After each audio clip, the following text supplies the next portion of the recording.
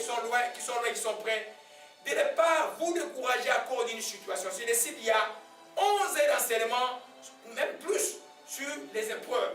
Comment les épreuves te feront grandir? Il n'y a pas de vie sans épreuve. Dès le jour où tu es né, l'épreuve est là. C'est pourquoi la foi est venue pour que tu sois conquérant des épreuves, que tu sois une vraie personne que Dieu a créée à son image. Alléluia. Si tu crois que la vie c'est comme une autoroute là qui passe, il n'y a pas de... La vie c'est comme la route de Montréal, il y a des trous partout. Des patrouilles, comme on dit en anglais, tu tombes, mais quand une voiture, c'est désagréable de rouler à Montréal, hein, mais quand tu tombes dans un trou, est-ce que tu ne passes pas? L'auto passe pareil, hein? Sauf que tu peux avoir des réparations à faire quelque temps après, mais l'auto passe pareil. C'est ça la vie. Amen. Il y a certains qui à un moment ont un peu reculé, sont un peu éloignés de la grâce de Dieu, mais Dieu c'est un Dieu de grâce. Chaque fois tu dis qu'aujourd'hui, moi je prends le jour de revenir à Dieu, Dieu t'attend à voir ouvert. Alléluia. Pourquoi je ne sais pas l'expliquer dans cet exemple? Il y a un monsieur qui était un karatéka. Vous connaissez le frère Jamais? Vous connaissez Acharaf? Vous connaissez tous ceux qui sont venus par les frères Jamais en Christ? Mais la première personne qui m'a connu, c'était un karatéka. J'ai vu à l'université, il est venu me voir comme on vient voir un féticheur en Afrique pour que je règle ses problèmes. J'ai dit, moi je n'ai pas de problème avec moi, je ne règle pas de problème comme un féticheur. Moi je suis un serviteur de Dieu. Quelqu'un ne dit pas quoi, c'est ce docteur là. Et puis il est venu me voir et puis je commençais à lui parler de Christ. La première fois que je lui parlais de Christ, il avait envie de me boxer. Il avait envie vraiment de me boxer. Mais après, j'ai prié pour lui, il y a eu des miracles, des choses que Dieu a fait dans sa vie. C'est devenu mon évangéliste, mais quoi que même les deux pieds ne sont pas dedans. Il ne faut pas être ainsi. Amen. Quand vous amenez les gens à Christ, il a amené tellement de gens vers moi, que ce sont des grands chrétiens, mais lui il est toujours en train de zigzaguer. Mais je sais que son jour sera là. Alléluia. Il y a toujours un jour où Dieu dit. Alléluia. Pour Gédéon, c'est ce jour-là. Il ne s'attendait pas, il était en train de faire son pain et Dieu s'est manifesté. Alléluia. Alors dans Juge, amen. Juge chapitre 6. Alléluia. C'est bon ce que nous allons voir aujourd'hui. Très très bon. Alléluia.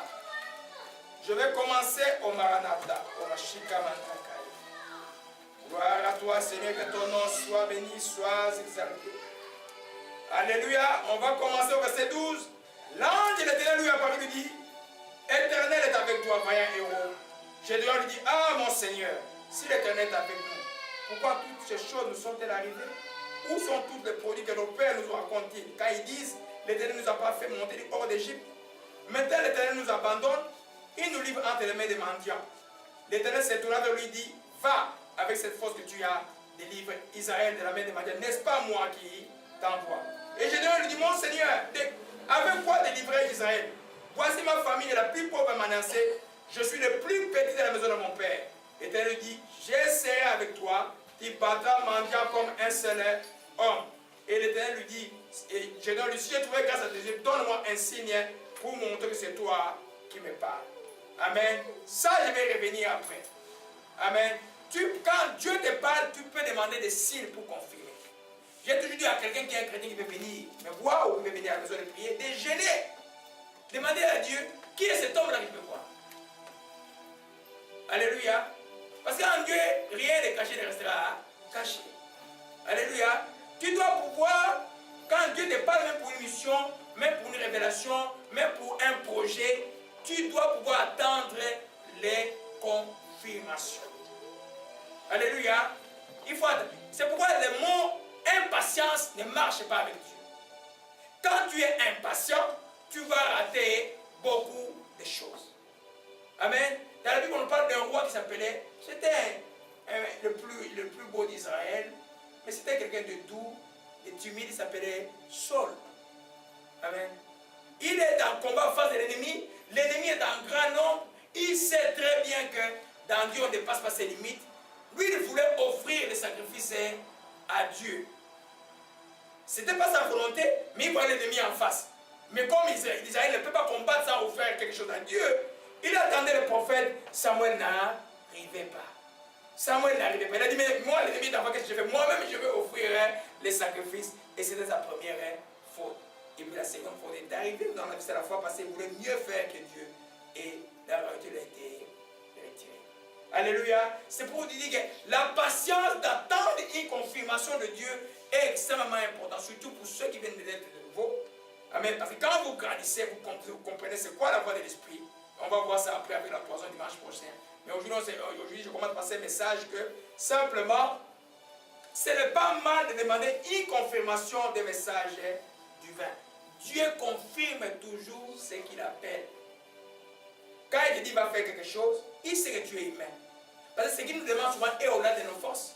Il va te confirmer pour que tu puisses avoir le courage d'avancer. Alléluia. Nous allons voir ça avec beaucoup de serviteurs de Dieu. Alléluia. Amen. Dieu confirme toujours. Parce que si tu n'attends pas la confirmation de Dieu, peut-être que c'est l'ennemi qui t'a trompé. L'ennemi peut te parler aussi. Le diable peut aussi donner des visions. Le diable donne aussi des rêves. La vie spirituelle, ce n'est pas la vie chrétienne simplement. La vie est dans la franc-maçonnerie, la vie dans les cancars, la vie dans la rose-croix, c'est la vie spirituelle aussi. Mais sauf que ce n'est pas attaché à Dieu. Donc ce n'est pas vous celles qui voyez les visions des chrétiens. Donc quand tu vois une vision arriver, tu dois pouvoir l'éprouver. Amen. Je dis par rapport à un appel ou à quelque chose de grand ou quelque chose qui va déterminer son avenir. Prenons comme le mariage ou une profession. Et pour les jeunes gens qui sont dans des difficultés, ce qui demandent qu'est-ce qu'ils doivent faire dans le groupe, c'est qu'ils sont au cégep qui vont aller l'orientation. Tu dois pouvoir attendre la profession. Le Dieu d'Israël parle jusqu'à aujourd'hui. C'est pas l'option de prophétie est là. Mais souvent les gens ne savent pas attendre. Ils sont pressés. Dieu ne te parlera pas à ton rythme. Dieu te parlera à son rythme. Alléluia. Parce que Dieu veut que ses enfants puissent être patients. Alors le jeune homme a demandé, a dit, si j'ai trouvé grâce à tes yeux, donne-moi un signe pour montrer que c'est toi qui me parles. Ne t'éloigne pas jusqu'à ce que je revienne, je t'apporte mon offrande, je la dépose devant toi. L'Éternel dit, je resterai jusqu'à ce que tu reviennes. Il avait le courage. Vous voyez un peu? L'innocence de la chrétienté là, quand vous commencez là, les erreurs là, elles sont permises. Je ne parle pas des erreurs volontaires, je parle des erreurs de jugement. Parce que tu ne comprends pas encore la voix de Dieu. Amen. Tu peux commettre des gaffes. Amen. Lui, il demande à l'âme de l'Éternel de l'attendre. Et puis il va apprêter ce qu'il a apprêté. Et puis il l'amène. Et vous voyez au verset 20, l'ange de Dieu lui dit, prends la chair et le pain sans levain, pose-le sur le rocher, répand du jus. Il fit ainsi. L'ange de l'Éternel avança à l'extrémité du bâton à la main et toucha la chair et le pain sans levain. Alors il s'éleva du rocher un feu qui consuma la chair et le pain sans levain, et l'ange de l'Éternel disparut à ses yeux. Gédéon, voyant que c'était l'ange de l'Éternel, il dit, parlez à moi, Seigneur éternel, je vis l'ange de l'Éternel. Tous les temps que Dieu le parlait, il ne savait pas que c'était Dieu. Amen. Je parle à la section de mon école. Quand vous êtes dans l'école prophétique de Dieu, ne tombez pas dans le pied d'attendre toutes les visions. Amen. Quand Dieu parle, oui. Parce que quand Dieu attend, voilà, là, il a vu, mais ouvertement que c'était l'ange. Et puis, je suis en face de Dieu. Mais Dieu parlait depuis longtemps. Aujourd'hui, l'enfant de Dieu, vous n'avez pas besoin de visions pour marcher. Dieu peut compléter des visions pour confirmer certaines choses. Vous avez besoin de connaître la parole de Dieu. Alléluia. Il y en a qui attendent tout le bien. Quand il veut me voir, je vais avoir la prière. Tout le monde attend. Et le pasteur va commenter les prophéties. Le pasteur va commenter les prophéties. Je ne commente plus les prophéties. Je ne veux pas que vous soyez, vous dépendiez de ce qui sort de ma bouche. Amen. Si la prophétie est individuelle, je vais t'appeler, je vais te dire, voilà, c'est ça. Si elle est communautaire, je vais la commenter pour exhorter les enfants de Dieu. Mais ne venez pas pour attendre les prophéties. Alléluia. Amen. Dieu parlera. Si Dieu veut te parler, il n'a pas besoin de la permission d'un homme. Il va te parler. Amen. Alléluia. Amen. Amen. Alors revenons sur le sujet. Donc, lui, simplement, quand il a vu l'ange, il a dit, oh, c'est Dieu. Mais tout le temps qu'il conversait avec Dieu, il ne savait pas que c'était Dieu. Amen. Amen. Vous voyez qu'il conversait avec Dieu. Mais il savait que Dieu était là. Mais quand il avait la présence tangible de Dieu, oh, je vis l'âme de l'Éternel, je dois mourir. Parce que dans la loi, dans les coutumes juives et dans la loi juive, quand tu vois Dieu, tu meurs sur place. Et Dieu l'a dit, il y avait shalom. Dieu a dit, soit que la paix soit avec toi, tu ne mourras pas. Ça, on va voir ça après. Nous revenons à la confirmation. Alors un peu dans le truc de Josué. Il dit que quand Dieu appelle quelqu'un, il confirme toujours sa parole. Amen. Oh, ma chimara. Josué chapitre 6. Amen. Allez, j'ai beaucoup de choses dans mon cœur. Josué chapitre 1, verset 5. Amen. Il y a y en a qui croient que l'appel de Dieu c'est facile. C'est la chose la plus difficile que je ne peux pas souhaiter à quelqu'un l'appel de Dieu. Alléluia. Josué chapitre 1. Alléluia. Verset 5. Nul ne tiendra devant toi tant que tu vivras. Je serai avec toi comme j'ai été avec Moïse. Je ne te laisserai pas, je ne t'abandonnerai pas.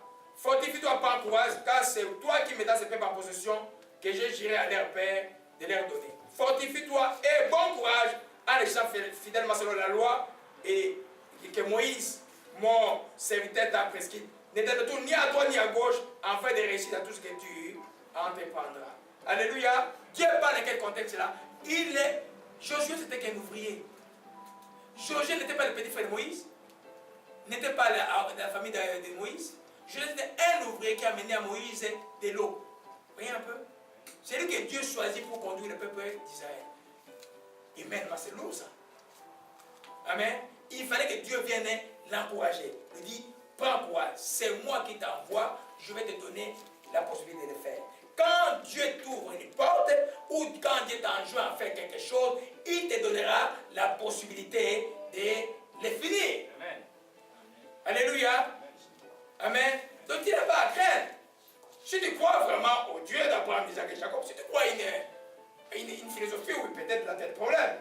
Mais si tu crois au Dieu vivant, tu dois pouvoir, si c'est lui qui te dit de faire ça, tu dois avancer par la foi, parce que lui te donne la possibilité de pouvoir accomplir ce que tu dois accomplir. Alléluia. Donc c'est pour nous encourager, les enfants de Dieu, de ne pas, quand Dieu t'a parlé, attendez la confirmation. Pour les jeunes gens qui vont entrer dans le mariage demain, ici, là, il y en a beaucoup, ils suivent à loin. Amen. Et quand vous priez pour le mariage, et que vous avez trouvé le fiancé, vous avez trouvé la fiancée. Amen. C'est une période d'examen. Vous examinez mutuellement. Ne mettez pas seulement l'amour jusque-là 100%. Il y a l'amour, il y a aussi l'examen caractériel. Il y a plein de choses qui arrivent avec. L'essai de Dieu vous aider. Mais quand vous arrivez, que Dieu vous donne la confirmation que c'est celle-là ta femme, c'est celle-là ton mari, et qui vous confirme, vous avancez. Et ça signifie que vous n'allez pas avoir de problèmes. Il y a des problèmes dans tout le temps. Et les problèmes sont là pour vous faire grandir spirituellement. C'est que moi j'ai toujours enseigné. Alléluia. Amen. Vous pouvez grandir spirituellement. Alléluia. Que ce soit un choix professionnel, que ce soit des gens comme nous, Dieu a dit, hey, là tu as fait cela, arrête de faire autre chose. Mais c'est dur là. C'est très très dur. Mais qu'est-ce que je fais? Si je fais les deux, mon cœur est comme balancé. J'allais à la bibliothèque, je préparais mes amis, mes autres médecins, mes amis médecins. Tout le temps j'étais d'évangéliser les gens. Et il y a même un petit frère qui m'a dit, mais grand frère, donne un peu de temps pour toi-même là. Tu es tellement déjà, aide-toi toi-même. Je ne crois pas que c'est Dieu qui lui parle. Alléluia. Mais c'est pour vous dire simplement, attendre la confirmation de Dieu est extrêmement important pour avancer dans une direction. Alléluia. Amen. Tout le monde a attendu, que ce soit même Pierre, que ce soit Paul. Paul, quand Ananias est venu, il fallait qu'Ananias ait la révélation. Et Ananias a eu la révélation que Paul est en train de prier. Maintenant, Dieu a parlé à Paul que j'envoie quelqu'un pour venir prier pour toi. Et Ananias est venu, il a imposé les mains des écailles de Paul sont tombés et le ministère a commencé. Il y a toujours une confirmation parce que Dieu n'est pas quelqu'un qui veut nous compliquer la tâche. Quand il reçoit une vision qui n'est pas claire, sois patient, prie, tu vas voir, il va donner une explication. Alléluia. Amen. Ne vous tourmentez pas de quelque chose que Dieu vous dit. S'il vous dit, il va le confirmer. Amen. Alléluia. Amen. Maintenant, nous allons à ce que nous allons voir vraiment aujourd'hui qui est pour vous, pour beaucoup d'entre vous, la première fois que vous allez entendre cela. Amen. Et Justice 22 à 23. Je dois voyant que c'était l'ange de l'Éternel. Il dit, malheur à moi, Seigneur éternel, quand je vis l'ange de l'Éternel face à face. L'Éternel lui dit, sois en paix, ne crains pas, tu ne mourras pas. Et je devais bâtir un hôtel à l'Éternel, lui donnant le nom de l'Éternel, paix. Il existe encore aujourd'hui à Ophrah qui appartient à la famille.